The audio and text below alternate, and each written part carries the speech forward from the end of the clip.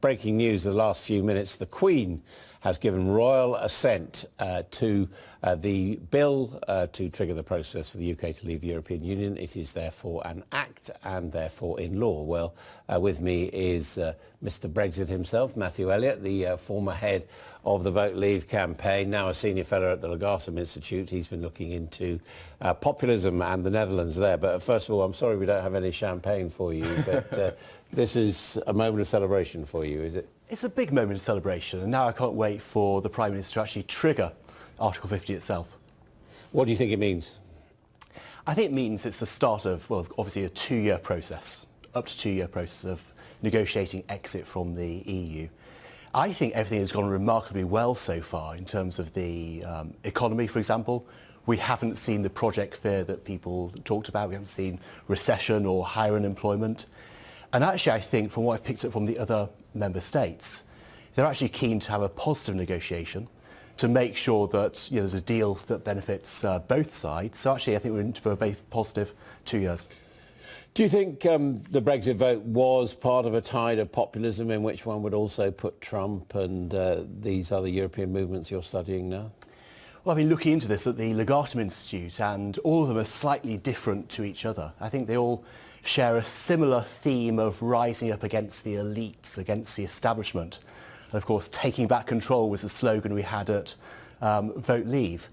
But they're very different as well in many ways. So, for example, when Geert Wilders in the Netherlands talks about leaving the EU, he wants to do for very different reasons. He wants to stop, as he would call it, the Islamification of the Netherlands. He wants to control borders, which is fairly similar to what Mrs May wants to do.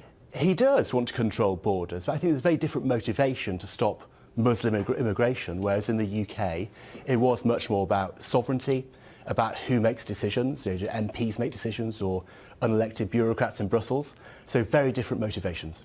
Now, Mark Rutte's party got 21% in yesterday's vote in Holland. Party for Freedom, Geert Wilders, came second. They got 13%. Yes. Rutte said explicitly in his victory speech that this was putting a stop to the tide of populism. Do you think it is? Well, he said it was actually normalising populism. So he talked about, during the campaign, about how migrants to the Netherlands should, as he called it, act normal.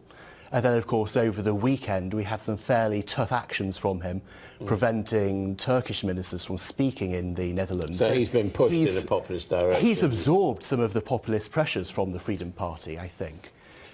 And do you think this is what is going to happen in the French elections and indeed the German elections, that the conventional, the mainstream parties will adopt more right-wing positions and therefore save their own bacon?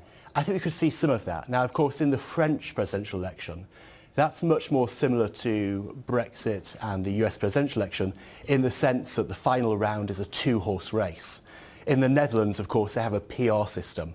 So it meant that it's very difficult for very populist parties to break through. So France is the next one to look for.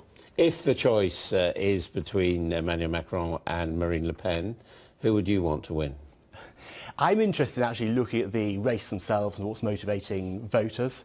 I think I'd probably want Macron to win in those situations. How come he believes in the European Union and you've just been campaigning against it? Surely you'd want to go for Marine Le Pen. What I think is important from a UK point of view is to have stable member state governments to negotiate with. And I think we'll get a better deal if we're dealing with a sensible government in the Netherlands and a sensible government in France. So the French, you think the European Union is a bad deal, but the French should lump it and we should get out. Is that? Well, I don't see any appetite in France for leaving the EU, or actually for a referendum Marine Le Pen's on that. leading in the first round? Well, she talks about leaving the EU. She's not actually allowed to do that without changing the constitution, which will require approval by both of the Houses of Parliament over in France, which I don't think would happen. So I can't see that happening. It's not a big issue for her. And do you think we have now the political structures in any of the countries to cope with the mood of the public, the mood of our electorates? We're getting there, but very, very slowly. I still think that people are rising up against the elites and the establishment. We're seeing a move from the sort of phase that started in the 1990s with the emergence of the the Third Way and Blair and Gerhard Schroeder and Clinton to a different type of politics, and that's taking different forms in different countries. Elliott, thank you very much indeed.